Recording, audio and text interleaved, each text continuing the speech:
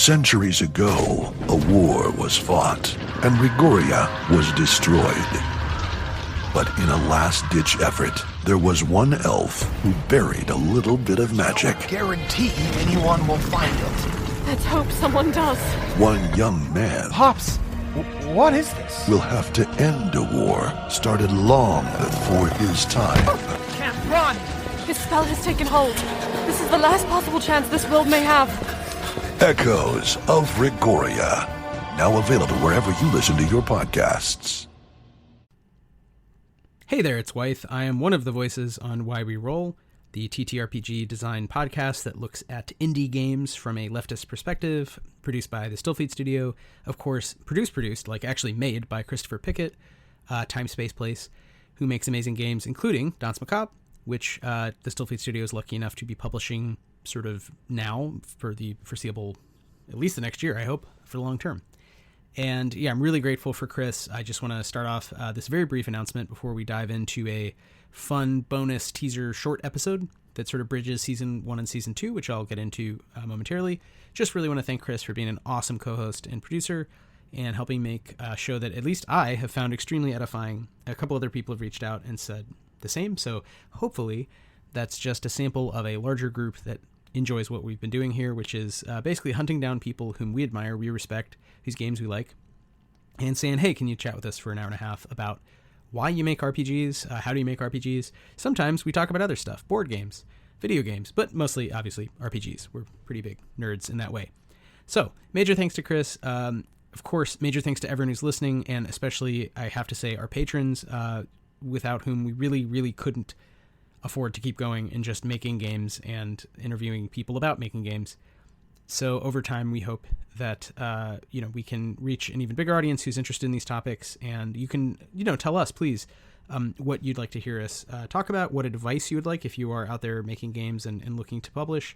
And there are certain subjects on which, we feel confident to speak. And there's so many more where we're really, that's why we created the show, right? To go find the answers for ourselves and for people whom we've met, our friends, and people who we don't know necessarily, who we increasingly are meeting.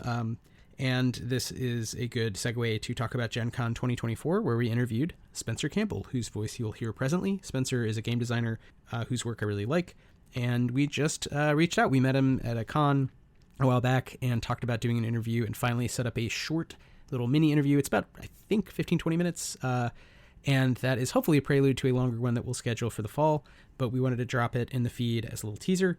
So please enjoy Spencer Campbell talking about some of his games, of which there are many, many, but you'll hear we're focused on just a few.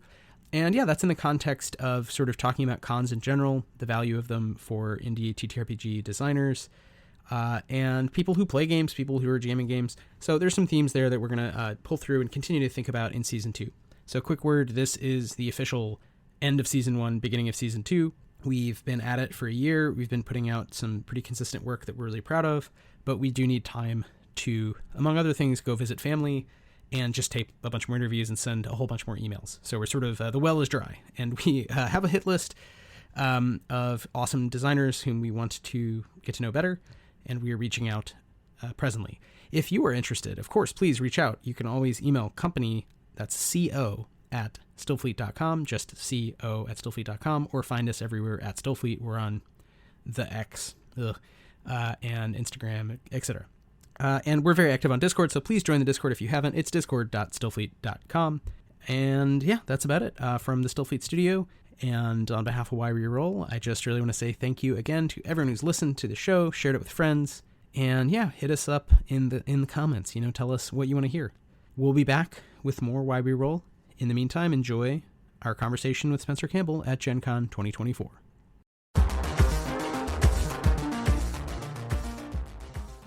Hey there, welcome to Why We Roll, a tabletop role-playing game design podcast. We're your hosts, Chris Pickett, creator of the historical fantasy game Danse Macabre, and Wythe Marshall, creator of the political sci-fi game Stillfleet. Throughout the show, Chris and Wythe hope to amplify new creative voices. We'll chat with different TTRPG designers, focusing on the world of indie games. We take a curious approach to game design, working through a range of mechanical and narrative questions that are pertinent to many designers, players, and GMs. We hope to showcase fresh and even challenging ideas about what makes imagination-based games just so powerful. Okay, let's find out why we roll.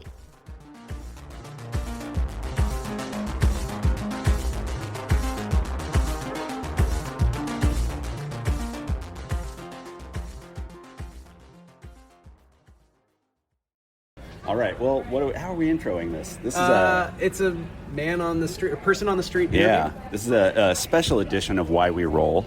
Live from the convention floor. Live from the convention floor, and we are here with Spencer Campbell of Gila RPGs. Known for, among other things, Nova. I know. Nova, Hunt. Rune, Hunt, Slayers, the Lumen system, a whole bunch of stuff. And now Reap. Reap, yeah, Reap is one of my newest ones. That was, God, it was 6 months ago, which feels honestly like forever ago, but is not that far. Oh my God, that was 90 years ago. 6 months ago. That was an eternity ago, as far as I'm concerned. We had a different presidential candidate. It was different. Well, Anyway. so we just wanted to ask, I guess, how stuff is going about Reap and also Gen Con in general. Sure. Anything else you Yeah, want to yeah. talk about? I know time is limited, but we just thought it'd be fun to do like a just drop in on people at Gen Con. I love See that. how other indie TTRPG creators are using their time here. What even some people might be listening to the show, never been to a big con. Yeah. Maybe that's just a subject to itself. Is it, how's it useful? What do you learn out of this? Do you do play tests? I don't know. Those are just some thoughts. Chris, anything else we want to ask? Yeah, no, I mean, All the especially as a questions. designer, yeah, what's been useful here? You come to cons, is it worth it to booth? These are the big questions. Is Everyone it wants worth it to to booth? know. No, that's all I got. Yeah. So, yeah, I mean, I'm happy to speak on like the con experience as a smaller indie RPG designer and publisher and what that's like. Is it worth it? Yeah, I mean, you cover your costs pretty quickly at these sorts of things. Typically, as long as you've got some cool inventory that's going to catch the eye, and we've very strategically placed our most eye-catching covers in the aisle to pull people in, like. It'll cover it. It's a big expense up front though, so that's the the biggest problem is that you have to pay a lot of money in order to get the booth in the first place. In places like Gen Con in particular, it's a super limited pool of new people that they let in. So you just have to kind of get lucky, which is kind of a wild. yeah. Like other things like PAX, it's a bit easier to get in, and like honestly, I have a better time at PAX. It's a kind of a chiller vibe, and there's it's not- I have to agree. yeah, and it's not that there's like not an appreciation for indies here. There is definitely, but like there's just something different about the vibe of PAX where like people are there for it. Yeah. We noticed this yesterday. We were talking about it. Is that PAX has so much more just dedicated space for RPGs in general. And for trying new RPGs, not just Paizo and Wizards products, but Right. we've had a lot more success just getting people full tables to play indie RPGs at PAX rather than Gen Con. Both are great, and we'll keep coming to both, but that is a difference, I feel like. And in terms of like a boothing perspective, like I know myself and many others have like spoken both to Gen Con folks and PAX and said like the indies would like to be together. We would like to be near each other because Right. we are each other's cheerleaders, not each other's competition. Yeah. And we are at least like right down the road from Plus One EXP and IPR, which is really nice. But like at PAX, they really embrace that. Like it feels like all the indies are very close to each other. Right. So if someone's at my booth and I don't have what they're looking for, I almost certainly know like 2 or 3 other booths. you can point 'em. with exactly like literally go right there. Yeah. That person has exactly what you want, and so I just love PAX. Yeah, I mean, I will. That gives you a tighter sense of community as well, right? So it feels like you're not just alone in a sea of people trying to be like, please buy my stuff. But I will say, y'all's booth does look very good. You said you put your eye-catching stuff out. I mean, your graphic design sensibility is amazing. Bold colors, nice graphic elements right on the cover. Yeah, so I guess if you're going to table, make it look good. Yeah, definitely. And we like very intentionally have the sort of like the bookstore vibe that people are invited to come in out of the aisle Yes, into our booth space. A lot of folks. I mean, we made the mistake the very first con we did.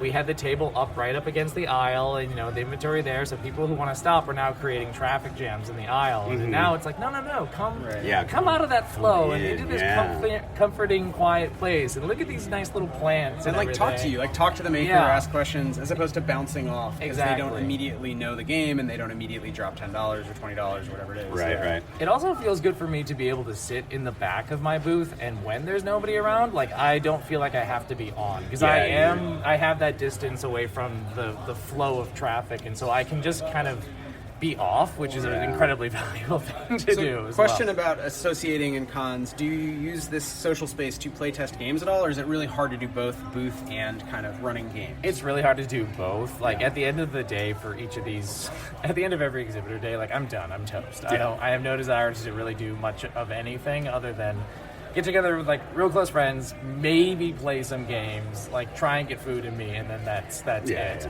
Yeah. If I had a bigger team, so to speak, then I would certainly have dedicated people to go be demo people for the whole time, and dedicated booth people. But I'm just not at that scale that I would do that. I also peek behind the curtains, playtesting is not a big deal to me personally with my design philosophy, with the way that I make things, to the point where I feel like it's necessary, other than the internal stuff that I do with myself and my core people that I kind of trust. But that's for marketing too. it does get people in. I'm a question, totally a question. But and that's the other big thing. It's getting the word out there and everything like that. That's a big part of it. And again, for me, I get super big anxiety interacting with people I don't really know, especially in a play space.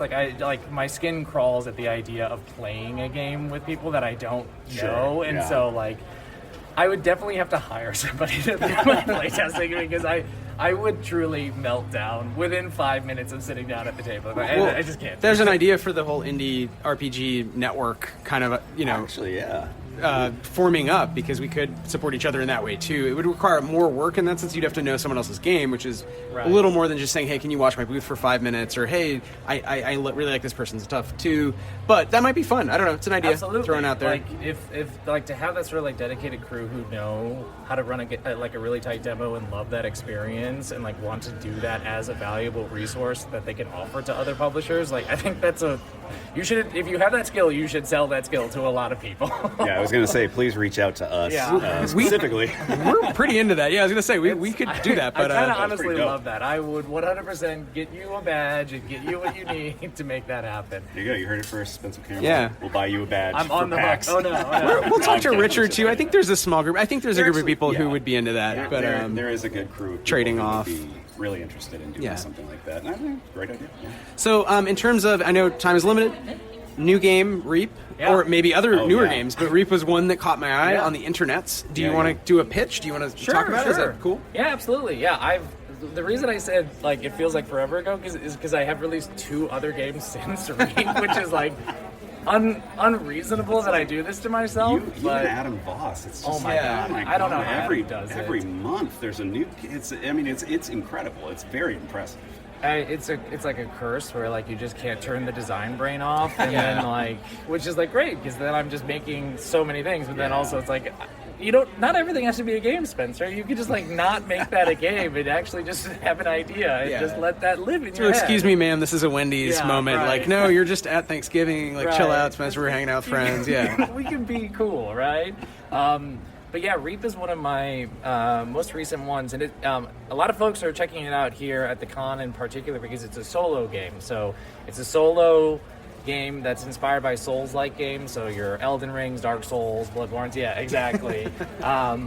And it's all about being a necromancer. So it checks a lot of boxes that we all kind of love, where people are I've been looking for the game to play by myself because it's really hard to get the group together.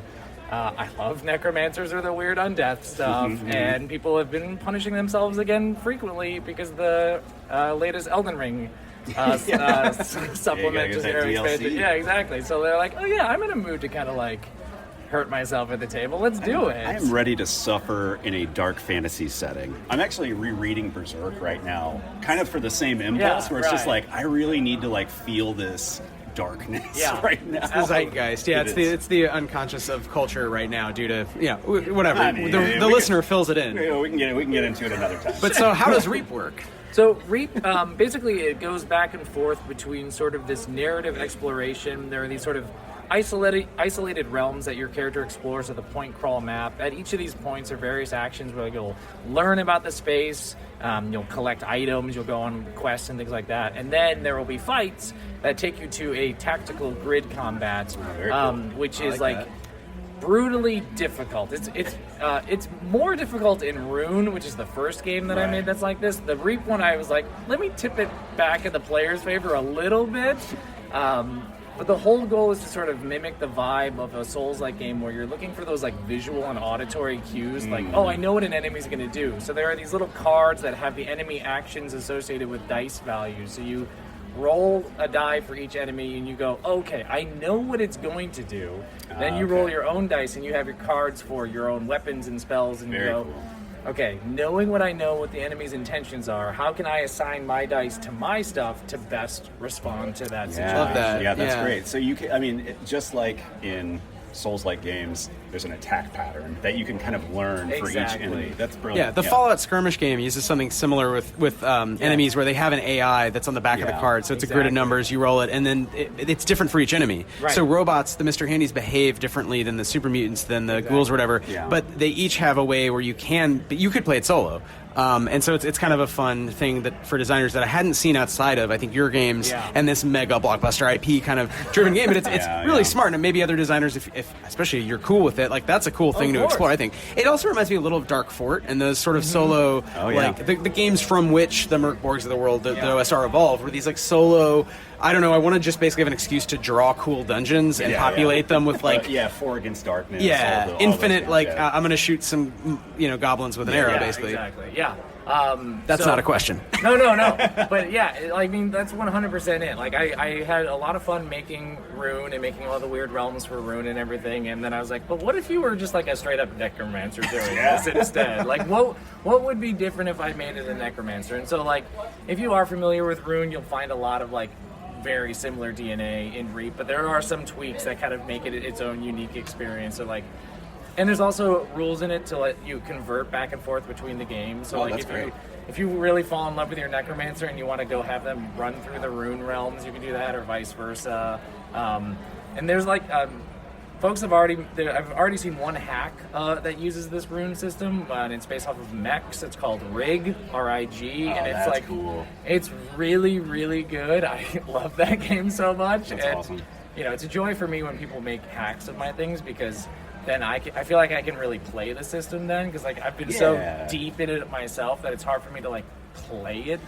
I think there's a positionality thing that happens, right, where it's like you can only see it as the person who has created the game. I experience this with my stuff all the time, where it's like I have fun playing, but I'm also like hypercritical and like looking out for every little thing every time I play. So yeah, I imagine like jumping into someone else's imaginary space while using your own system that you're familiar with must feel pretty cool and pretty like fulfilling, and just like you don't have to worry about it so much. It is really cool, and like when I do play stuff that are my own systems, I oftentimes find myself like ignoring a lot of my own rules and doing like my own remix of it.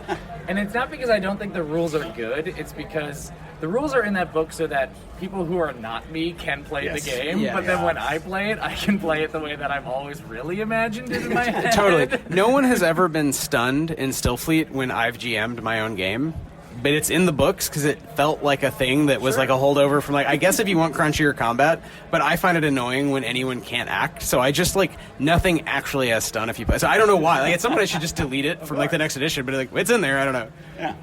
Yeah, it's a legacy mechanic. Yeah, exactly. I literally don't track health with enemies when I play Nova. It's like, it seems like this is probably dead. I feel like you got him. You're unbelievably powerful. It's probably dead. Let's move on to the next thing. And it's good vibe playing it that way. So, anything else besides, obviously your own amazing stuff and Reap and working on, I'm sure, even more new ideas every week, as we're joking about, but anything cool from anyone else, or anything else at Gen Con you're excited about? Anything you've seen that you're like, this really made me pause and kind of ponder? And I mean, so when I come to these things, I am actually on the lookout for board games and card games, because that's actually, I play way more card games than I do any other game, especially like role-playing games. I don't play a lot of role-playing games. I'm on the lookout for like card games and small games. Like Oink games are some of my favorite. I'm not sure if you're familiar with Oink games. I don't know those. They are a Japanese board game company. All of their board games are about yay big. That's not particularly helpful for you audio. The size of an iPhone. Yeah, that's about the size of a first-generation iPhone or a tin fish. Yeah, tin. that's actually really accurate. Scarily accurate.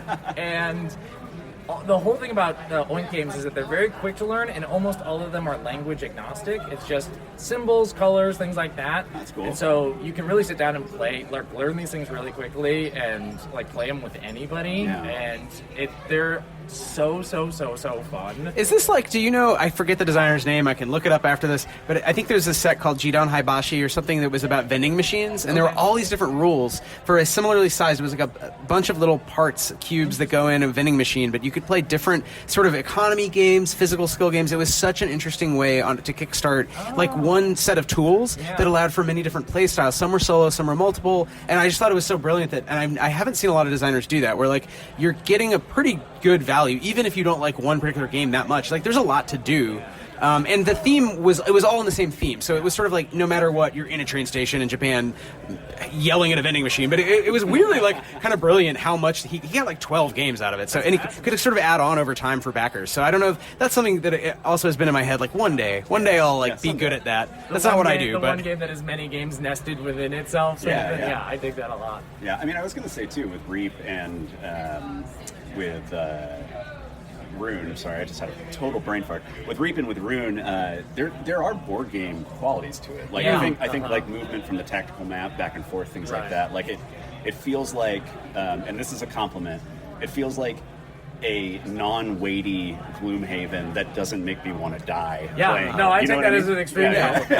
yeah. So what board games? Is there anything you really like or you're drawing on? Like board games are the reason I like got into design in the first place. Like one of my first games was Slayers, which has this very asymmetrical approach to how classes work. Each person is doing a wildly different mechanical thing when combat breaks out.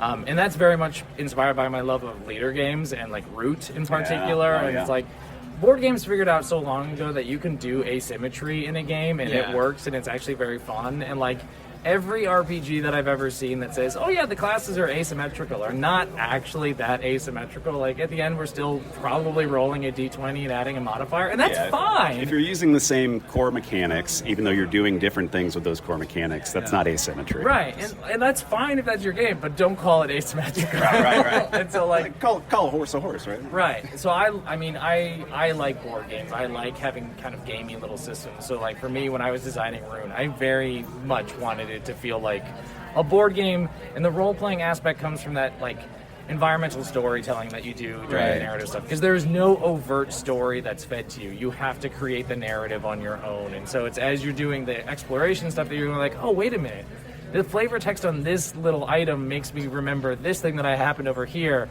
Are these connected? And then you start making your own story. And then it's like, the combat is just straight up a board game, and that's great. And so that's, I love trying to weave together like clear, overt rules of board games into our storytelling. Yeah, and not feeling ashamed or like it has to be very, very RPG. We were just talking to Tyler Crummer and had an interesting other conversation about using games that aren't traditional sort of D&D like RPGs, and you could weave them into a campaign. I mean, you could use them in many, many different ways, but they themselves should be fun and designed to do their own thing. And I think that's really smart to say, okay, now we're doing combat. Well, to make combat fun, it's going to be more of a board game. Right. That's what's fun about it. Now, when we get back to the storytelling, it's going to have a different sort of set of mechanics, and like making that clear choice. I think that's another lesson to sort of draw or be inspired by. Yeah, absolutely. Like if you just find the vibes that you want in that particular part of the game and make the rules fit that vibe, rather than trying to take one rules and really just stretch it to everything. Yeah, exactly. Well, that's the quote. Well, I'm mindful of time. Is there anything else? And Chris, I'm sure you have other questions too, but my last thought is like, do you have any advice? Anything just if casual people who love indie RPGs, getting into them, maybe want to design their first game? Anything you found really helpful to think about? That was going to be my question as well. Perfect. The advice that you hear all the time, and I fully agree with it, is like, make the game that you would actually play, right? So don't make something that you think is going to sell for the sake of it selling, but make the thing that if you actually sat down and played it, you would have an enjoyable experience, because you will find the rules will come to you a lot easier that way than if you don't. If you're unsure about how to start, the easiest thing to do is to make hacks or existing supplements to things that are already out there. There are so many games that have great SRDs or creator kits that like guide you through that process, that it will give you that confidence of like, I made a thing and I didn't have to make it from nothingness. Like I had a framework to build on. You'll go, oh, I can make a thing now, and then you start to go, well, I kind of like this other, other concept. And then you realize that all design is really just a mishmash of everything you've seen from everywhere else. And so you just you make things for different systems, and then you start to go, all right, so what do I love about all of these things, and how do I kind of make it mine? How do I take my spin on that? So, I mean, that's how I got started, is I started by making my own, like, playbooks for PBTA games. And then I went... And then I made a Resistance game because I loved Spire, and I was like, okay, I'll use the Spire system, the Resistance system. And then after I did that, I was like, okay, I think I can now like take a shot at doing this on my own. Oh yeah, cool. Well, I'm glad to hear that you like Spire. We should all play sometime together. I would love to play Spire. I mean, let's do it. We're fans.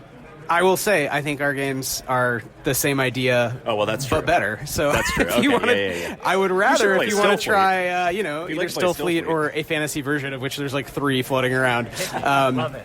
I do love Spire and was also somewhat inspired by it, but it is, it's okay. Yeah. The narrative is fucking amazing. The books are really great, and people should buy them and read them just for fun.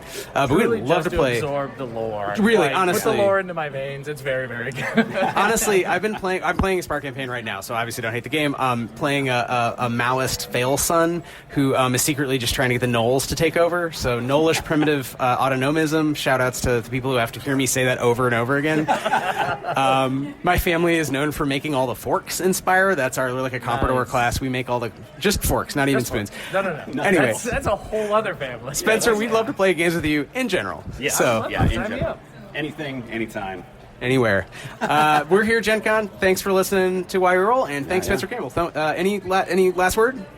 Just thank you so much. This was a great time. Cool. Right. Awesome. Well, thanks, Spencer, and thanks everybody for listening, and we'll talk to you soon.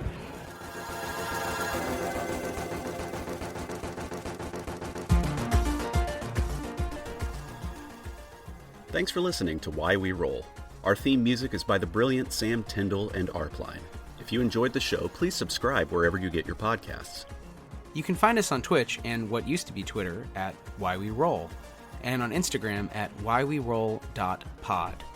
You can find out more about Dance Macabre at timespaceplace.itch.io/dance-macabre. You can find out more about Stillfleet at stillfleet.com. Thanks for listening.